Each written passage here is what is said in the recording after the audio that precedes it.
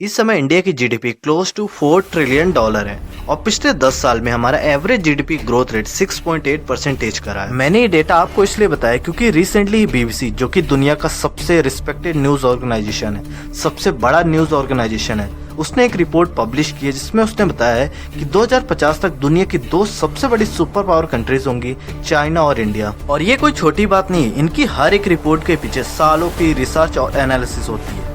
और सबसे इम्पोर्टेंट चीज ये है कि एक वेस्ट का न्यूज ऑर्गेनाइजेशन है जो कि कभी भी इंडिया के बारे में पॉजिटिव चीजें नहीं छापता है। और यदि इसने ये बात लिखी है तो इस बात में बहुत ज्यादा दम है। पिछले 3 से 4 सालों में इंडिया का जीडीपी ग्रोथ रेट मैक्सिमम रहा है और ये कोई आम बात नहीं होती 6 से 8% का जीडीपी ग्रोथ रेट मेंटेन करना। यूएसए का जीडीपी ग्रोथ रेट 2.7% है, चाइना का 4.6% और जर्मनी और जापान जैसी डेवलप कंट्रीज का तो 1% भी नहीं है। तो ये गवर्नमेंट के लिए बहुत ही अप्रिशिएबल चीज है। हालांकि आप डायरेक्टली नहीं बोल सकते कि इंडिया सबसे ज्यादा ग्रो कर रहा है क्योंकि यूएसए की जीडीपी $28 ट्रिलियन है और जिसका आप 2.7% देखोगे तो वो होगा $777 बिलियन।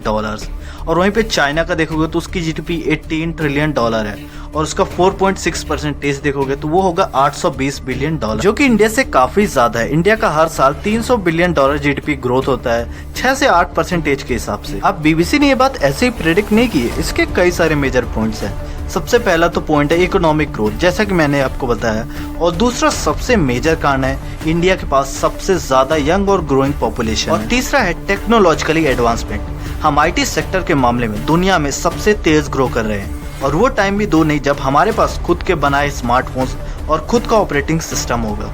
स्पेस एक्सप्लोरेशन के मामले में भी हम दुनिया के पहले देश हैं जिसने मून के साउथ पोल में एंटर किया। चौथा है मिलिट्री स्ट्रेंथ। डिफेंस बजट के मामले में हम दुनिया के चौथे देश हैं।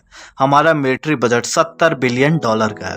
हमने आज खुद से कई सारी चीजें बना ली है, जैसे कि तेजस एयरक्राफ्ट, उसके अलावा आईएनएस विक्रांत एयरक्राफ्ट कैरियर, जो कि दुनिया में सिर्फ 4 या 5 देशों के पास है।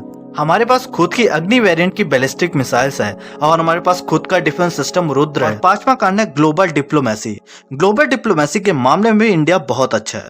अब तुम लोग कह सकते हो कि इंडिया के अपने नाइबर्स के साथ ही अच्छे रिलेशंस नहीं है, चाहे वो पाकिस्तान हो गया, चाइना हो गया, मालदीव्स हो गया, श्रीलंका हो गया। But on the other hand India के दुनिया में सबसे ज्यादा इम्पैक्टफुल कंट्रीज के साथ बहुत अच्छे रिलेशंस। यही कारण है कि आज आईमेक कॉरिडोर की बात रखी गई, इंडिया मिडिल ईस्ट कॉरिडोर, और वो बहुत जल्द बनेगा भी। इसके अलावा इंडियन चाबहार पोर्ट भी बाय किया। इंडिया के यूएसए, इजराइल, इन सब के साथ बहुत अच्छे रिलेशंस है और मेनली तो यूरोपियन कंट्रीज के साथ तो और भी अच्छे रिलेशंस है।